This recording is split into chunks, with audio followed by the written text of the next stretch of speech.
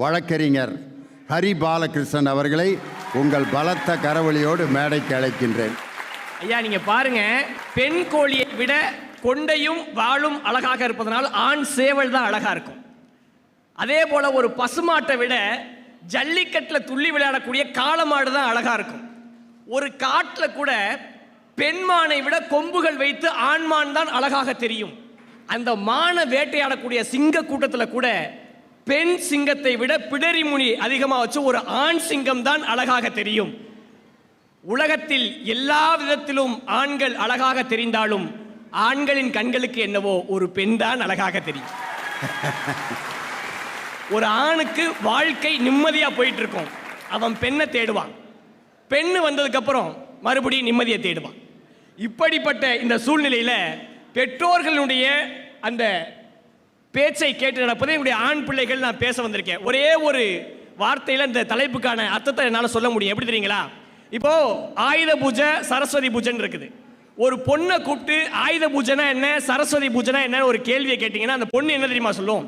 கோயிலுக்கு போவோம், கொலு வைப்பாங்க, சுண்டல் கொடுப்பாங்க, பொரியலை கொடுப்பாங்க, புத்தக நோட்டுக்கெல்லாம் பொட்டு வைப்பாங்கன்னு சொல்லி முடிச்சிடும். இதே நம்ம பையனை கூப்பிட்டு ஆயுத பூஜைனா என்ன, சரஸ்வதி பூஜைனா என்னன்னு ஒரு கேள்வி கேட்டிங்கன்னா அவன் என்ன தெரியுமா சொல்லுவான்?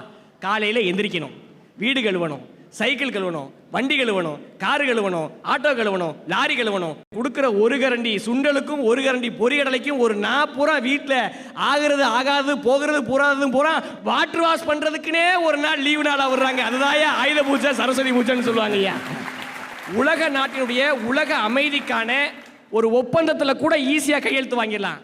ஆனால் ஒரு பையன் ரேங்க் கார்டில் கையெழுத்து வாங்குறதுக்கு எவ்வளோ கஷ்டப்படுவான் தெரியுமா? அப்பா ஆஃபீஸ் முடிச்சு வந்த உடனே ரேங்க் கார்டை கொண்டு போய் நீட்டக்கூடாது. ஏன்? ஆஃபீஸில் இருக்க வெறியை நம்ம மேலே காட்டிடுவார். அதே நேரத்தில் பொறுமையாக இருக்கும்போது கொண்டு போய் காட்டக்கூடாது. ஏன்? எந்த சப்ஜெக்டில் மார்க் ஏன் குறையுதுன்னு கேட்டு அப்பையும் நம்மளை அடிப்பார். வெள்ளிக்கிழமை ரேங்க் கார்டு கொடுத்தாங்கன்னா அன்னைக்கு மட்டும் காட்டிடவே கூடாது. ஏன்? சனி ஞாயிறு 2 நாள் லீவ். இதை சொல்லியே 2 நாள் நம்மளை அடிப்பார். திங்கக்கிழமை காலையில் பரபரப்பாக அப்பா வேலைக்கு கிளம்புவார், பையன் பரபரப்பாக ஸ்கூலுக்கு கிளம்புவான். 2 பேரும் சாப்பிட்டு முடிச்சுட்டு அப்பா வண்டியில் ஏறி உட்காந்து சாவியை போட்டு திருகிறதுக்கும் அந்த கிக்கரை அடிக்கிறதுக்கும் நடுவில் ஒரு 10 செகண்ட் கேப் இருக்கும். அப்போ போய் ரேங்க் கார்டை நீட்டி பல காரணத்தை சொல்லி கையெழுத்து வாங்கி ஸ்கூலில் கொண்டு போய் அந்த ரேங்க் கார்டை ஒப்படைக்கிறதுக்குள்ள என் பையன் படுற பாடு என்ன தெரியுமா? நாங்கள்லாம் எப்படி வாங்கினோம்னா எங்கள் அப்பா வேட்டி கட்டிக்கிட்டு இருக்கப்போ போய் ரேங்க் கார்டை நீட்டுறது. அப்போ தான் வேட்டி அந்த இப்படி கட்டிக்கிட்டு இருப்பார், இந்த கையில் வேட்டியை பிடிச்சிட்டு இப்படியே போட்டுருவார். எவ்வளோடா மார்க்கு அப்படின்ட்டு இப்படியே பார்த்துக்கிட்டே போடுவார். ஏன்னா வேட்டியை விட்டால் மானம் போயிடும், அதனால் ஒரு கையில் பிடிச்சிட்டு டக்குன்னு போட்டுருவார். எங்கள் ஆண் பசங்கள்லாம் மதுரையிலேருந்து சென்னை வர்ற பாண்டியன் எக்ஸ்பிரஸ் மாதிரி தான் உண்டு தான் வேலை உண்டுன்னு சொல்லி கரெக்ட் டயத்துக்கு கொண்டு வந்து இறக்கிடுவாங்க. ஆனால் அந்த பெண் பிள்ளைகள்லாம் எப்படி தெரியுமா? வந்தே பாரத் மாதிரி அவங்க வேமா போடணும், எங்க பயில்களை பூரா போட்டு அமுக்கிறதே இவங்க வேலையா இருக்குது. நடுவர் அவர்களே, லவ் படம் பார்க்கறத விட ஒரு ஹாரர் படம், த்ரில்லர் படம், ஆக்ஷன் படம் பார்க்கறது தான் ரொம்ப பிடிக்கும். ஏன் தெரியுமா? லவ் படத்தை பார்த்துட்டு நமக்குன்னு யாருமே இல்லையேன்னு ஃபீல் பண்றதை விட ஒரு பேய் படத்தை பார்த்துட்டு நம்ம கூட யாரோ இருக்காங்களேன்னு நினைச்சிட்டே இருக்கிறது எவ்வளவோ பெட்டர் நினைச்சிட்டு போறதுனால தான். காதல்னு எடுத்துக்கங்களேன், ஒரு ஆண் தன்னுடைய குடும்பத்துக்கு தெரியாம ஒரு பொண்ணை காதலிச்சானா அவன் 80s கிட்ஸா இருப்பான். காதலியோட குடும்பத்துக்கு தெரியாம காதலிச்சவனா இருந்தா அவன் 2K கிட்ஸா இருப்பான். ஆனா அந்த பொண்ணுக்கே தெரியாம காதலிக்கிறவனா இருந்தா அவன் 90s கிட்ஸா தான் இருப்பான். ஸ்கூல் படிக்கும்போது ஒரு பொண்ணை பார்த்து சிரிப்பான், மீசையே முளைக்கல உனக்கு என்ன பொண்ணை பார்த்து சிரிப்புன்னு சாப்புன்னு விடுவாங்க. நீ என் வாழ்க்கையில் நான் காதலே பழலன்னு சொல்லிட்டு படித்து முடிச்சுட்டு வேலையை தேடி வெளிநாட்டுக்கு போய் அவன் எல்லா சேவைகளையும் செஞ்சு முடிச்சுட்டு ஒரு வீடு தனியாக கட்டிட்டு தான் வீட்டில் இருக்கக்கூடிய சகோதரிகளுக்கெல்லாம் திருமணம் பண்ணிட்டு திரும்பி நம்ம நாட்டுக்கு வருவான். அவன் வீடு கட்டின அந்த வீட்டில் படி இருக்கும், பாவம் அவன் தலையில் முடி இருக்க. எல்லா விதத்திலும் ஆண்களாக வாழ்வது மிக கடினம். அதுவும் பெண்களுக்கும் ஆண்களுக்கும் நீங்க ஈடு இணையே வச்சு பார்க்க முடியாதுன்னு சொல்லி நடுவர் அவர்களே, ஆண் பிள்ளைகளுடைய தியாகங்கள் என்பது சொல்வதற்கும் மேலானது. அப்படிப்பட்ட தியாகத்தை போற்றுவோம். நல்ல வாய்ப்பு தந்த மண்ணுக்கும் மக்களுக்கும் நெஞ்சார்ந்த நன்றிகளை சொல்லி விடைபெறுகிறேன். நன்றி, வணக்கம். உண்மையான ஒரு ஆம்பளை பிள்ளையா இருந்து ஹரி பாலகிருஷ்ணன் எவ்வளவு நுட்பமான ஒரு செய்தியை கண்டுபிடிச்சிருக்காரு பாருங்க. வீட்டில் அடி வாங்கினதை கண்டே பிடிக்க முடியாது ஆம்பளை பிள்ளைகள்கிட்ட. ஆனால் ஒரு பொம்பளை பிள்ளைய வீட்டில் ஒரு வார்த்தை சொல்லி திட்டிருங்க, ஏன் கழுத நீலாம் என்னத்துக்கு இந்த வீட்டில் இருக்க, ஆளு மூஞ்சிய காலையில் பாத்திரம் வளர்க்க சொன்னேன், ஏன் வளர்க்கல அப்படின்னு அவங்க அம்மா திட்டான். திட்டுறியா என்னையா அப்படின்ட்டு அதையோட யூனிஃபார்ம் போட்டு அந்த பள்ளிக்கூடம் வர வரைக்கும் பள்ளிக்கூடத்தை கிளாஸ்லேயும் வந்து டீச்சர், ஏப்பா எங்கள் அம்மா பாத்திரம் வளர்க்கலன்னு அடிச்சு விட்டாங்க டீச்சர். பள்ளிக்கூடமே பரவிடும், யாரை வெங்கடேஸ்வரி அடிச்சு விட்டாங்க அப்படின்ட்டு. ஆனால் ஆம்பளை வீட்டில் அடி வாங்கினாலும் வீட்டோட மானம் வெளியவே போகக்கூடாதுங்கிற அளவுக்கு அப்படி கண்ட்ரோலாக இருக்கான்.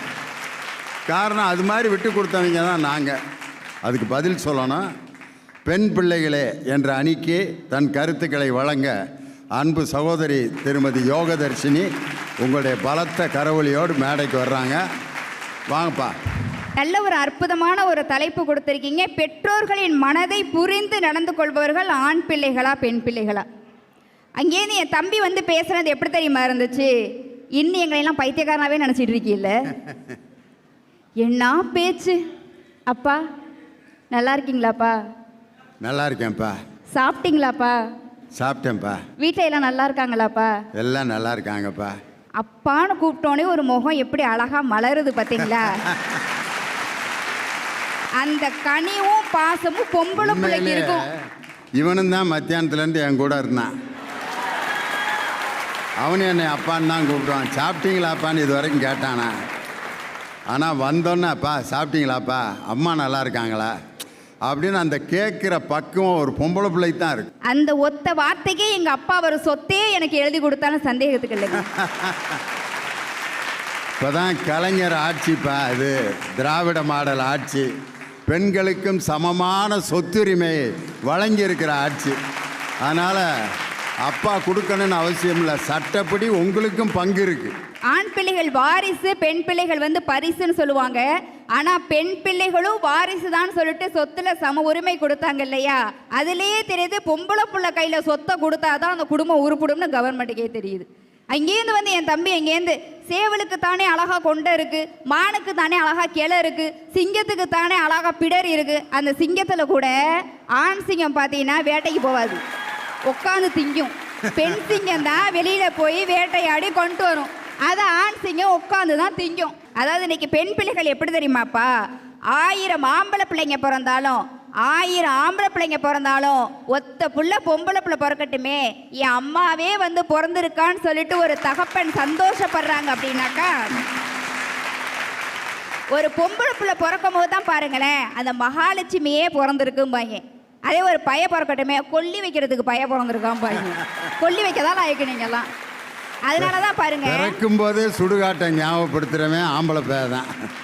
ஆசைக்கு ஒரு பொண்ணு ஆஸ்திக்கு ஒரு பையன் சொல்லுவாங்க. ஆசாசையே வளர்க்குறதுக்கு பொம்பளை பிள்ளை வேணும். அந்த ஆஸ்திங்கிற சொத்து சுகத்தெல்லாம் பிடுங்கிட்டு போகிறது தான் இவங்கெல்லாம் இருப்பாங்க வீட்டில். அதில் இன்னும் சொல்லு, அதாவது இப்போ உங்கள்கிட்ட கேட்குறப்ப ஆண்கள்னு சொல்லுங்களேன். ஆண்கள் உதறு ஒட்டுதா? ஒட்டல. உதரும் ஒட்டாது, குடும்பத்திலையும் ஒட்ட மாட்டாங்க. பெண்கள்னு சொல்லுங்களேன். பெண்கள் உதடும் ஒட்டும், குடும்பத்தோட ஒன்றிணைந்து குடும்பத்தில் என்ன கஷ்டம் இருக்குன்னு எடுத்து ஒரு பொம்பளை பிள்ளை தான் பார்க்கும். நேற்று எங்கள் அப்பாவை போலீஸ்லேருந்து அரெஸ்ட் பண்ண வந்துட்டாங்கப்பா. ஏன்? வீட்டில் மயில் வளர்த்தா தப்பாம்ல? காட்டு விலங்குகளை வளர்க்கக்கூடாது பெர்மிஷன் இல்லாமல். எங்கள் அப்பா என்னைய வளர்க்குறாருல்ல, அதனால அரெஸ்ட் பண்ண வந்துட்டாங்க. ஆஹா, இனியவா கேட்டுக்க. மயிலை வளர்க்குறேன்னு அவங்க அப்பாவை அரெஸ்ட் பண்ண வந்துட்டாங்களாம். ஏன்னா யோகதரிசனி வீட்டில் இருக்கான். பெற்றவங்களோட கடைசி காலத்தில் அவங்களால முடியாத ஒரு கடைசி காலத்தில் அவங்க ஏதோ ஒரு நோய்வாய்ப்பட்டு படுத்துட்டாங்கன்னு வச்சுப்போமே, அந்த பெற்றவங்களை வந்து ஒரு பாரமாக தான் இன்றைக்கி ஆம்பளை பிள்ளைங்களாம் பார்க்குறாங்க. ஆனால் அதே பெற்றவங்க அதாவது எந்திரிச்சு ஒரு பாத்ரூம்க்கு கூட போக முடியாத ஒரு நிலைமையில இன்றைக்கி வந்து அவங்க நோய்வாய்ப்பட்டு படுத்துட்டாங்க. அப்படின்னாக்கா தன்னுடைய அந்த தன்னை குழந்தையா இருக்கும் போது பார்த்துக்கிட்ட தன்னுடைய பெற்றோர்களை ஒரு குழந்தையா நினைச்சு அவங்களுக்கு எல்லாமே கழுவி சுத்தம் பண்ணி அவங்கள வந்து பத்திரமா பார்த்துக்கக்கூடிய ஒரு சகிப்புத்தன்மை கூட பெண் பிள்ளைகளுக்கு இருக்குமே தவிர ஆண் பிள்ளைங்களுக்கு ஒரு நாளும் கிடையாதுங்க. அதனால தான் அந்த அப்பா மகளுக்குள்ள ஒரு பாசத்தை பார்த்தீங்கன்னா கவிஞர் மானசீகன் அழகா சொல்லியிருப்பாரு. ஒரு பொம்பளை பிள்ளைக்கு பார்த்தீங்கன்னு சொன்னாக்கா பெண் பார்க்கும் படலம் நடக்குது. அப்போ அம்மா எப்படி பார்க்குறாங்க, அப்பா எப்படி பார்க்குறாங்கன்னு சொல்லிட்டு அந்த கவிஞர் அதில் அழகா சொல்லியிருப்பாரு. மாப்பிள்ளை சிவப்பா என்று பார்க்கக்கூடியது அம்மாவின் மனசு, என் பெண்ணின் கண்ணம் சிவக்கிறதா, என் பொண்ணுக்கு அந்த மாப்பிள்ளை பிடிச்சிருக்கான்னு பார்க்கறது தான் அப்பாவுடைய மனசு. அதனால தான் சில காலங்கள் கடந்த பிறகு அந்த அப்பா அம்மா 2 பேருமே இல்லாத ஒரு காலநிலை வரும். அப்போ ஒவ்வொரு பெண்களுக்குமே அம்மாவை நினைக்கும் போது அழ தோன்றுகிறது, அப்பா எனும் தெய்வத்தை நினைக்கும் போது தொழ தோன்றுகிறதுன்னு சொன்னாக்கா பெத்தவங்களுடைய மனசை என்னைக்குமே புரிஞ்சு நடக்கக்கூடியது என்னைக்குமே பெண் பிள்ளைகள் தான் சொல்லிட்டு நல்லதொரு வாய்ப்பை கொடுத்த அத்துணை நல்லுள்ளவங்களுக்கும் நன்றி கலந்த வணக்கத்தை தெரிவித்துக் கொண்டு, செத்தவங்களுக்கு செலை வச்சு மாலை போடுறதை விட்டுட்டு உங்களுக்கு பெத்தவங்களுக்கு இலை வச்சு சோறு போடுங்க. எல்லா குடும்பமும் என்னைக்குமே சந்தோஷமா இருக்கும். நன்றி, வணக்கம். யோகதர்ஷினி, பெண் பிள்ளைகள் ரொம்ப அன்பாக பாசமாக இருப்பாங்க, ஆண் பிள்ளைகளுக்கு அது என்னன்னே தெரியாதுன்னாங்க. ஒரு அப்பா சாப்பிட்டுட்டு இருக்கும்போது புறை ஏறிடுது, உடனே ஓடி போய் தண்ணி கொண்டு வர்றது அந்த பொம்பளை பிள்ளை தான். ஆம்பளை போய் அவங்க அம்மாட்ட போய், அம்மா யாரையோ நினச்சிருக்காரு போல், அவரை கொஞ்சம் ஃபாலோ பண்ணு, ராத்திரி 12:30 மணிக்கெல்லாம் ஃபோனை எடுத்துக்கிட்டு வெளியே போகிறாரு, கொஞ்சம் ஃபாலோ பண்ணு, சாப்பிட்றப்ப 3 தடவை புறை ஏறிடுச்சு அப்படின்ட்டு பிட்டை போட்டு அவங்க அம்மா நிம்மதியும் கெடுத்து விட்டுருவேன். அதுக்கு பதில் சொல்லணும், உங்கள் அபிமானம் பெற்ற அன்பு தம்பி கவிஞர் இனியவன் ஆண் பிள்ளைகளே அப்படிங்கிற அணிக்கு பேசுகிறதுக்கு வர்றார். வாப்பா. நடுவர் அவர்களே, உங்கள்கிட்ட ஒரு கேள்வி. நீங்கள் வாத்தியார் தானே? ஆமாம். இந்த ஓட்டப்பந்தயத்தில் முதல்ல வரவன் தானே நல்ல தகுதியானவன்? ஓட்டப்பந்தயத்தில் முதல்ல ஓடி வர்றவன் தான் வெற்றி அடைகிறான். இந்த மார்க்கில் 100க்கு 100 எடுக்கிறவன் தானே ஃபர்ஸ்ட் மார்க்கு? ஆமாம். நல்லா படிக்கிறவன். ஆண் பிள்ளைகள் சயின்டிஃபிக்கலாகவே நல்லவங்க, தெரியுமா? நீங்கள் சயின்ஸ் வாத்தியார் தானே? ஆமாம். ஒரு பெண் பிள்ளை 10 மாதம் கழித்து பிறக்கும், ஆனால் ஆண் பிள்ளை 10 மாதத்துக்கு முன்னாடியே பிறந்துடும். ஏன்? நீங்கள் இதுக்கு முன்னாடி பண்ண தப்புனால பிறந்த அக்காவையோ இல்லை அவனுக்கு பிறகு பிறக்கக்கூடிய தப்புனால பிறக்கிற ஒரு தங்கச்சியோ காப்பாற்ற வேண்டும் என்ற பொறுப்பிற்காக வாழுகிறவன் ஆண் பிள்ளை. அதனால தான் முன்னாடியே பிறந்துறான் சார். ஆம்பளை பேலைய ஏன் 10 மாதத்துக்கு முன்னாடியே பிறக்கிறான்னா, வயிற்றில் இருக்கும்போதே கணக்கில் பெயிலாக போயிருக்கான். இல்லை, இது என்ன விஷயம்னா, அவர் சயின்ஸ் வாத்தியார், ஃபிசிக்ஸ் வாத்தியார், மேக்ஸ் அவருக்கு வராது. அதனால் மேக்ஸ் சப்ஜெக்ட் மேலே கோவத்தினால இப்படி பேசுகிறார்.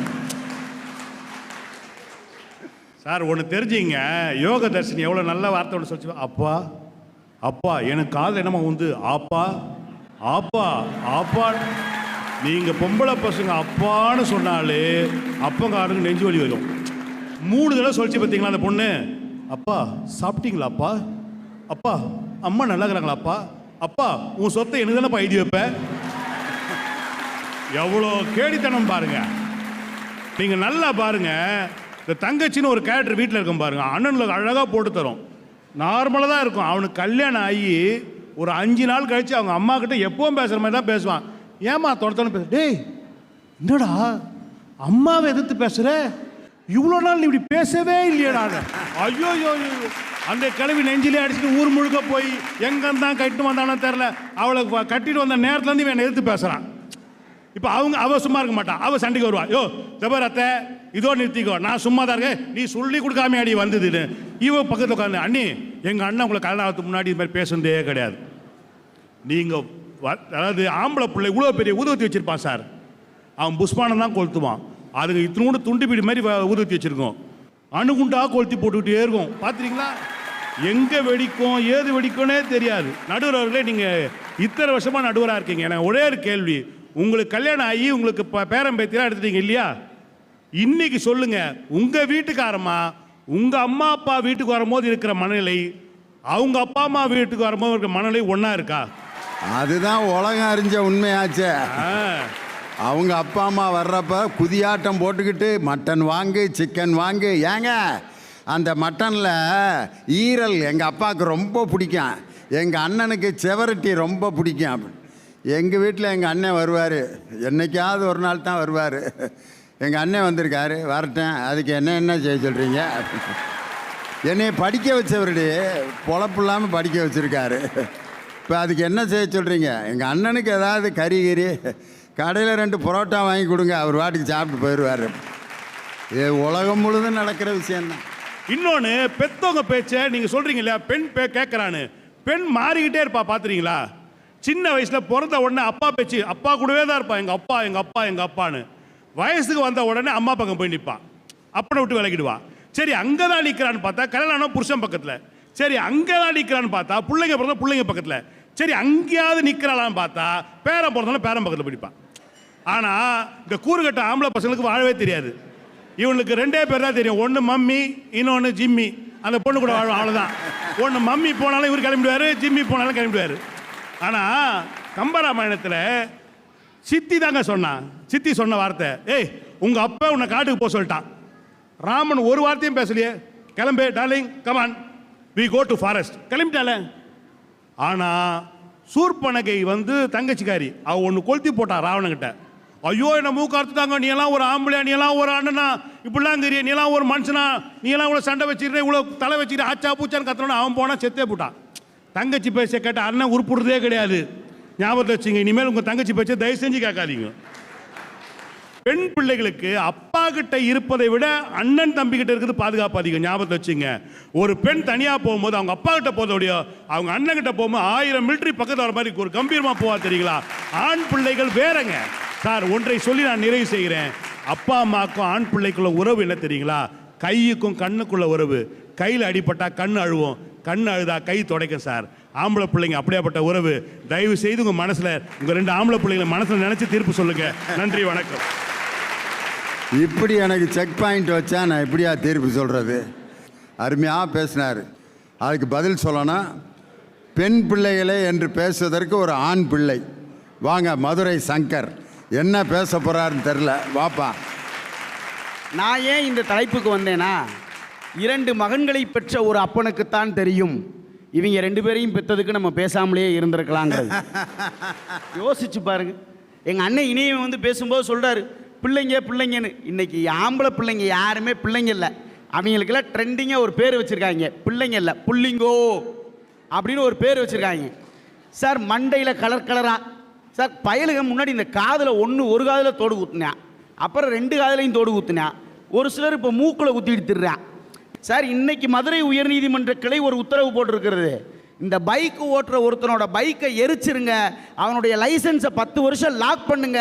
அந்த ஒருத்தரால தான் இன்னைக்கு பிள்ளைய பூரா கெட்டு போறாங்கிற அளவுக்கு ஆம்பளை பசங்களுடைய நிலைமையை உயர்நீதிமன்றமே உத்தரவு போடுகிற அளவிற்கு இன்னைக்கு உங்க நிலைமை இருக்குன்னு சொன்னா நீங்க என்ன பொறுப்பா செயல்படுறீங்கன்னு யோசிச்சு பாருங்க. இந்த உலகத்திலேயே இந்தியாவில், தமிழ்நாட்டில் இங்கே மட்டும்தான் அந்த குடும்பம்ங்கிற அமைப்பு ரொம்ப கட்டுப்பாடாக இருக்குது. ஏன் தெரியுமா?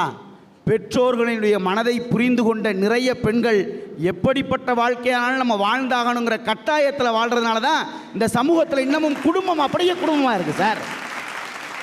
நான் என்னை எங்கள் கூட வேலை பார்க்குற ஒருத்தர் சொன்னார், என் பையன் எந்த வேலைக்கும் போக மாட்டேறான் தம்பி, ஒரு வேலை கூட போய் உருப்படியாக வேலை பார்க்க மாட்டேறான்.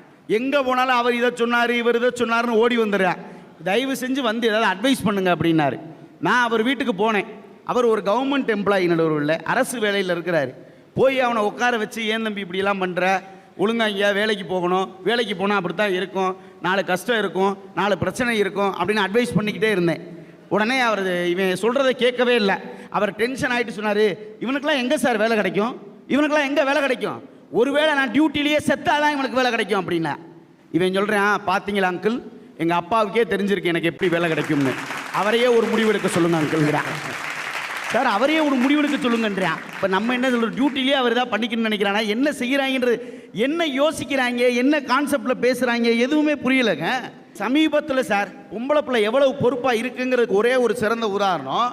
இன்னைக்கு ஒரு கல்யாண வீட்டில் தாலி கட்ட போகையில் ஒரு மாப்பிள்ளை குடிச்சிருந்தாங்கிறதுக்காக அந்த பொண்ணு இந்த செலவு, இந்த சமூகம், இந்த சொசைட்டி, இது எதை பற்றியுமே யோசிக்காம கல்யாணத்தை கல்யாண மேடையிலேயே அந்த பொண்ணு நிறுத்திட்டு எந்திரிச்சு போயிடுச்சு சார்.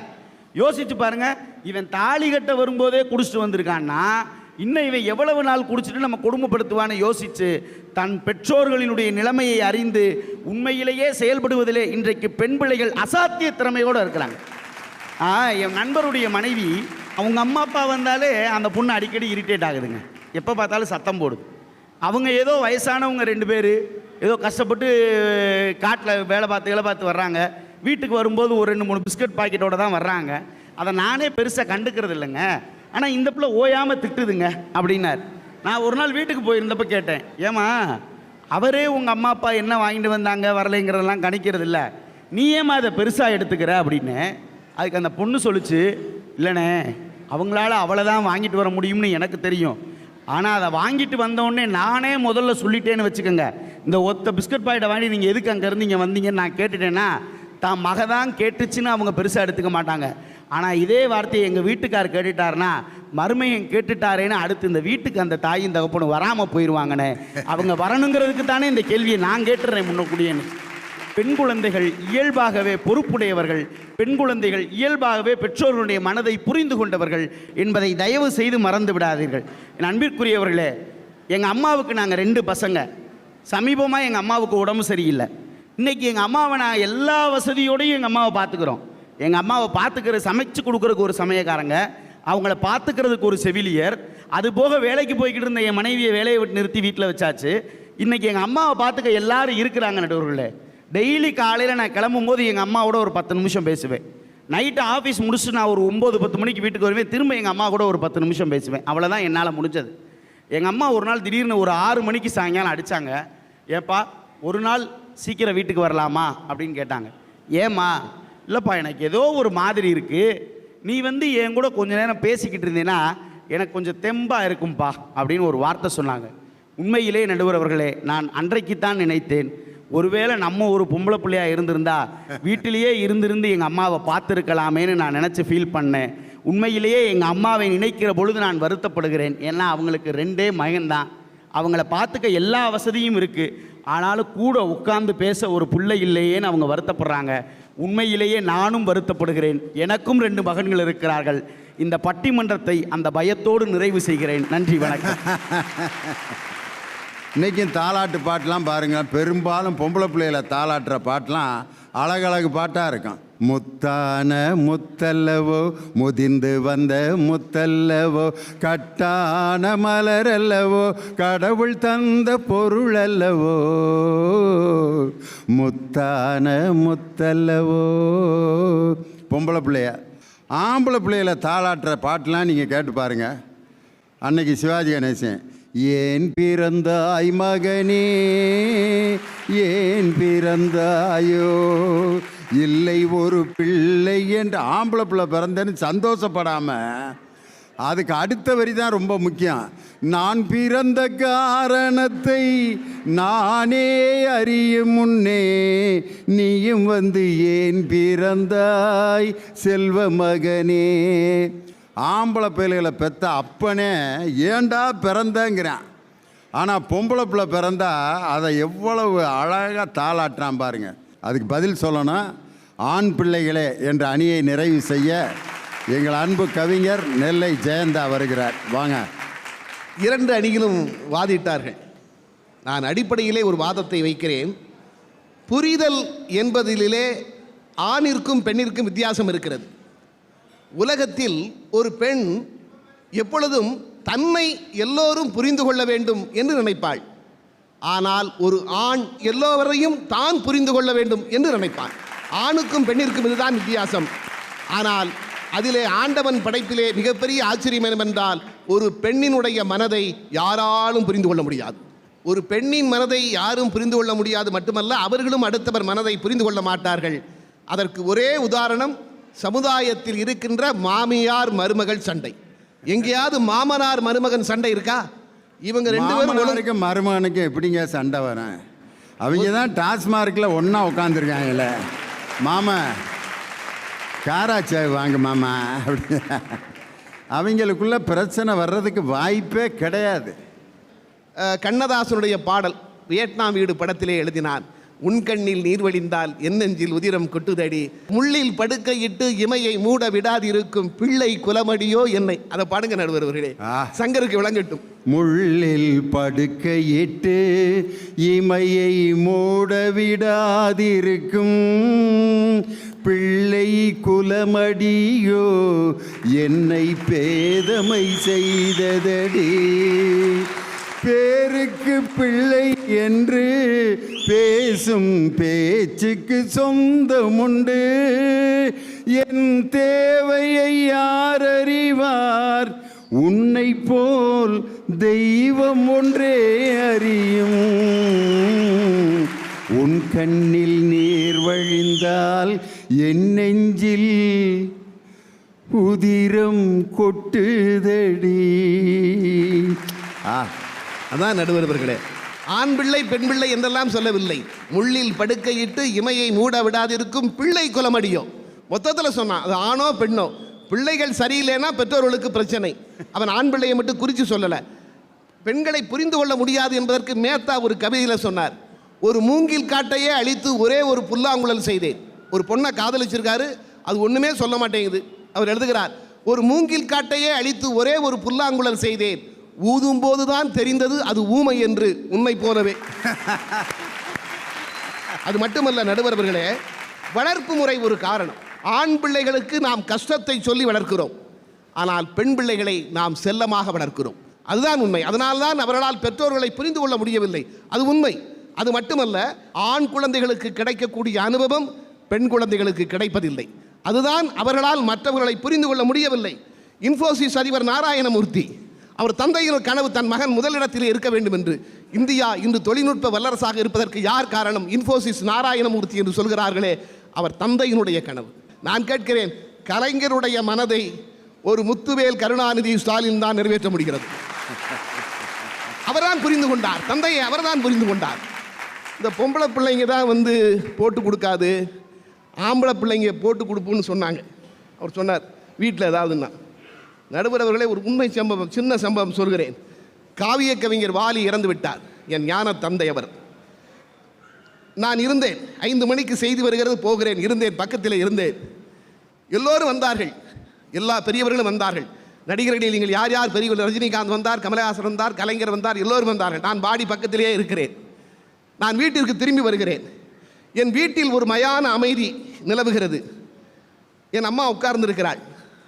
விசாரித்து விட்டு கேட்கிறாள், ஒரு கேள்வி என்கிட்ட கேட்டா, ஆமாடா, உன் தோளில் படுத்து ஒரு பெண் அழுதாளே, அது யார்? வாலியினுடைய சடலத்தின் பக்கத்தில் நான் இருக்கிறேன். என் தோளில் படுத்து ஒரு பெண் அழுதாள், அது யார் என்று என் அம்மா கேட்குறா. உள்ளே இருந்து என் பொண்ணு வீட்டுக்குள்ளே இருக்கா. ஆச்சி, அவங்க தோலை தட்டி தட்டி அப்பா ஆறுதல் சொன்னாங்க, அதையும் நீங்கள் கேளுங்க. அது பெண் இல்லைம்மா, கவிஞர் சினேகன் முடி வளர்த்துருப்பாங்க. கவிஞர் சினேகன் நல்ல முடி வளர்த்துருப்பாரு. அதனால அவருக்கு பார்க்கும்போது ஒரு பொண்ணு மாதிரியே தெரியுது. நீங்கள் சொல்வதை போல் ஆண் குழந்தைகள் அல்ல, பெண் குழந்தைகளும் நம்மை போட்டுக் கொடுப்பார்கள் என்பதுதான் உண்மை. ஆக நீங்கள் எப்படி பார்த்தாலும் நடுவர் அவர்களே, நான் திரும்ப திரும்ப சொல்வது அதுதான்.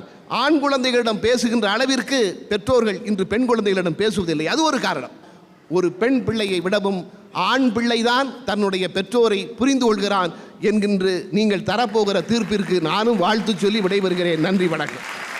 வீட்டில் அவங்க மக எப்படி போட்டு கொடுத்துச்சுன்னு பாருங்கள்.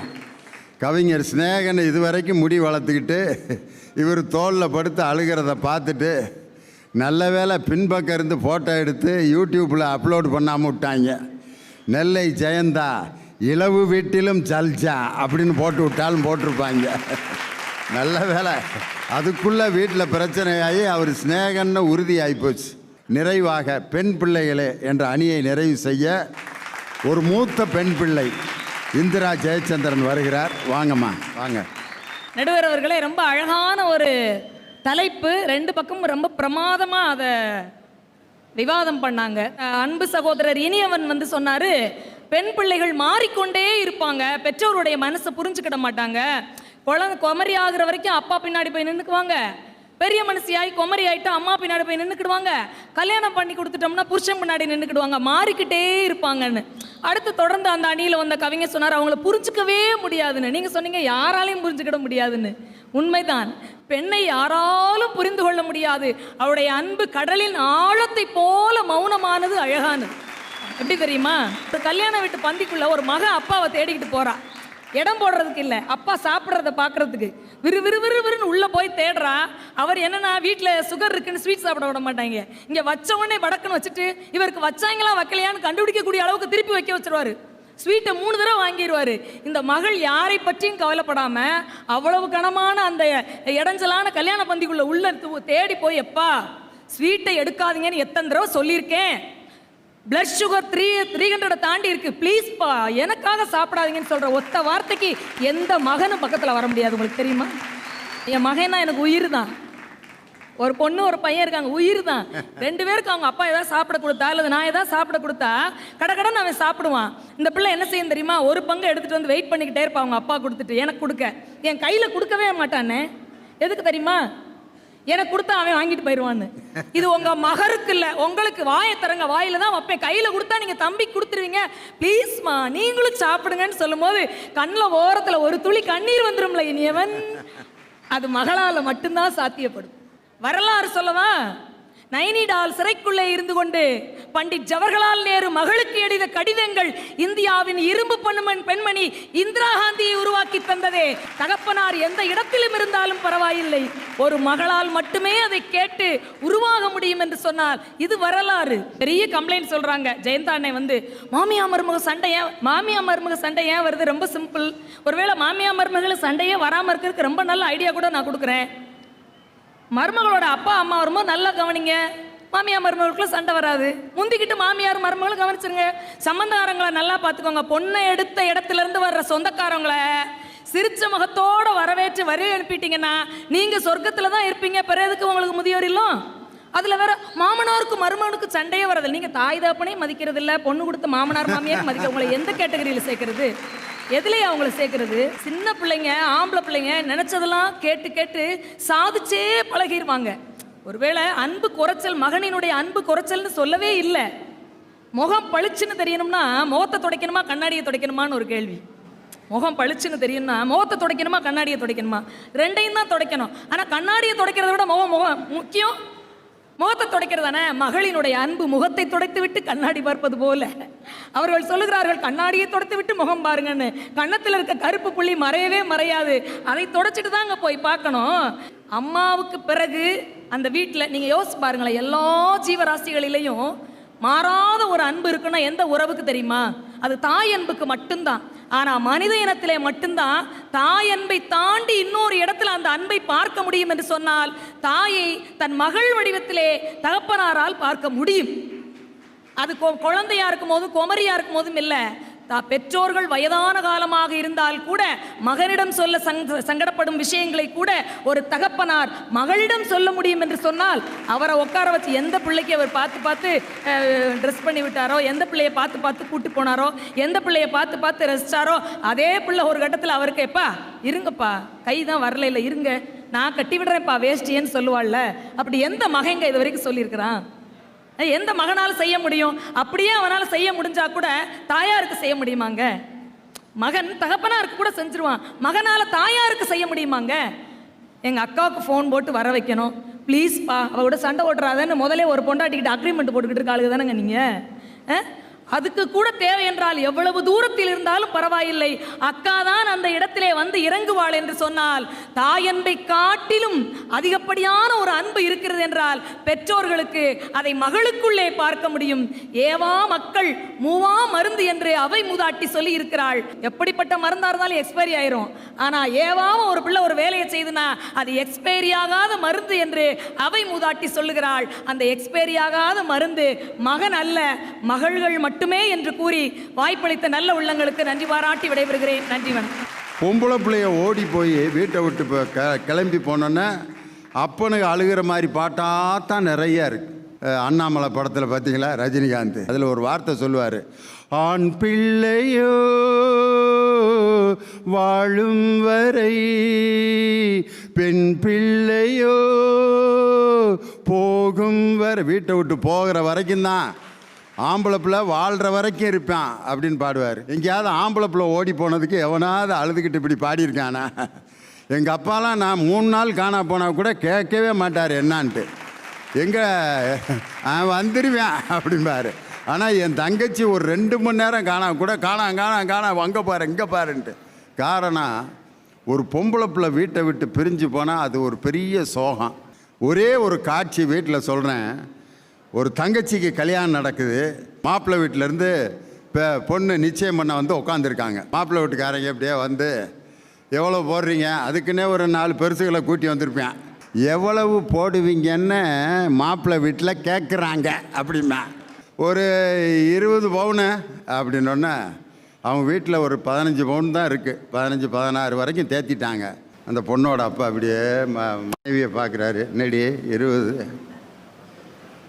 அப்போ அந்த அண்ணன் அந்த ஓரத்தில் நிற்பேன். அவங்க அப்பா அவங்க மகனை பார்க்குறாரு. அப்போ மகன் ஒரு ஆக்ஷன் காட்டுவான். சரின்னு சொல்லுப்பா, பிள்ளைக்கு மாப்பிள்ளையை பிடிச்சிருச்சு, சரின்னு சொல்லு. தலையை அடமான வித்தாவது என் தங்கச்சிக்கு அந்த 4 பவுனை நான் கொண்டு வர்றேன்ட்டு ஒரு ஆக்ஷன் காட்டுவான் பாரு அண்ணன். அந்த இடத்துல தாயா ஒரு ஆம்பளை பிள்ளை பெற்றோர்களை எப்படி புரிந்து வைத்திருக்கிறாருங்கிறத அந்த இடத்துல தான் பார்க்கலாம். ஆம்பளை பிள்ளைய இந்த மாதிரி பெரிய பெருமை, இந்த மாதிரி முக்கியமான பொறுப்பெடுத்து செய்கிறதுல ஆம்பளை பிள்ளைகளை அடிச்சுக்கிறதுக்கு ஆளே கிடையாது. ரைட்டு. இன்றைக்கி பாருங்கள், போலீஸ்காரங்கெல்லாம் நல்ல ஜம்முன்னு யூனிஃபார்ம் போட்டு நிற்கிறாங்க. ஒரு காலத்தில் ஆண்கள் தான் போலீஸாக இருக்கணும் அப்படிங்கிற நிலைமை இருந்துச்சு. இன்றைக்கி நம்ம தமிழ்நாட்டில் ஒரு பெண் கூட ஐஜியாக, டிஐஜியாக, டிஎஸ்பியாக ஒரு கம்பீரமாக யூனிஃபார்ம் போட்டு வந்து நிற்க முடியும் அப்படின்னு சொன்னால் அந்த பெண்கள் காவல்துறையில் சாதனை புரிவதற்கு யார் காரணம்னா அவங்க வீட்டில் இருக்க பெற்றோர்கள் அந்த பிள்ளைய ஆம்பளை பிள்ளை மாதிரி அந்த தைரியமாக வளர்க்க போய் தான் இன்றைக்கி ஒரு மிகப்பெரிய மாவட்டத்தையே காவல்துறை கண்காணிப்பாளராக இருந்து ஒரு பெண்ணால் நிர்வகிக்க முடிகிறது அப்படின்னு பார்க்குறோம். ஒரு ஆண் குழந்தை ஒரு பெண் குழந்தை எந்த இடத்துல வித்தியாசப்படுது? ஒரே ஒரு வித்தியாசம்.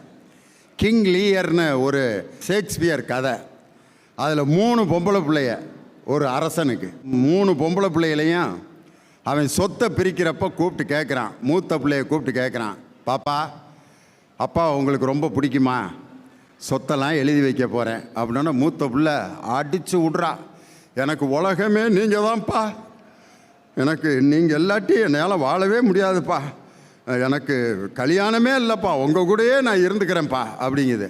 ஆஹா, பிறந்தா பிள்ளை இப்படி பிறக்கணும்டா அப்படிங்குது. 2வது பிள்ளைய கேட்குறாரு. அந்த பிள்ளை காலில் விழுந்துருச்சு, அப்பா நீங்கள் தான் எனக்கு எல்லாம், இந்த உலகத்தில் உங்களை விட்டால் எனக்கு வேறு யாருமே கிடையாதுன்றுச்சு. 3வது பொம்பளை பிள்ளை, அது பேர் கார்டீலியா, அந்த பிள்ளைய கூப்பிட்றாரு. ராஜா நீ என்னம்மா சொல்கிற, அப்பா மேலே நீ பாசமாக இருக்கியா அப்படின்னா அந்த பிள்ளை சொல்லுது, அப்பா உண்மையிலே நீங்கள் தான்ப்பா எனக்கு எல்லாம், ஆனால் கல்யாணம் ஆன பிறகு எனக்கு கணவன் ஒருத்தர் வந்துடுவார்ப்பா, அவரையும் நான் கவனிக்கணும்ப்பா, அதனால் அவருக்கு வந்த பிற்பாடு உங்களை முழுசாக என்னையால் கவனிக்க முடியாது, இருந்தாலும் என் கணவரோடு சேர்ந்து நான் உங்களை கவனிப்பேப்பான்னு சொன்ன உடனே அந்த அப்பன் இந்த சொத்தை பூரா மீதி 2 பிள்ளைகளுக்கும் எழுதி வச்சுட்டு அந்த கணவன் வந்தால் கவனிக்க முடியாதுன்னு சொன்ன அந்த கார்டிலியாவை வீட்டை விட்டு துரத்திடுறாரு. ஆனால் அந்த 2 பிள்ளைகளும் கல்யாணம் பண்ண பிறகு அவங்க அப்பனை வீட்டை விட்டு துரத்திடுறாளுங்க. கடைசியாக அவங்க அப்பாவை, தெருவில் நிற்கிற அப்பாவை, அந்த கணவனை நேசிப்பேன்னு சொன்ன அந்த உண்மையை சொன்ன அந்த மகள் தான் தன் தந்தையை வீட்டுக்கு அழைத்து அந்த மகளை காப்பாற்றியதாக ஷேக்ஸ்பியர் அந்த கதையை முடிப்பார். ஒரு பெண்ணினுடைய யோசனை ஒரு குடும்பத்தில் மிகப்பெரிய சாதனைகளை சாதிக்கும்.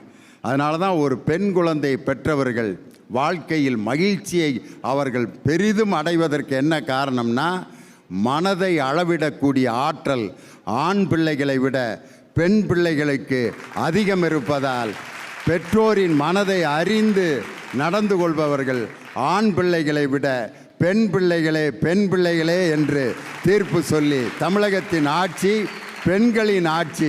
அதனால் பெண்கள் மகிழ்ச்சியாக இருக்கக்கூடிய இந்த ஆட்சியில் பெண் பிள்ளைகள் தான் பெற்றோர்களின் மனதை புரிந்து வாழ்கிறார்கள் என்று இந்த பட்டிமன்றத்தின் தீர்ப்பாக சொல்லி எங்களை வியக்க வைத்த கடம்பத்தூர் ரசிக பெருமக்கள் அனைவருக்கும் என்னுடைய மனமார்ந்த வாழ்த்துக்களையும் நன்றியையும் சொல்லி உங்களிடமிருந்து விடைபெறுகிறேன். நன்றி.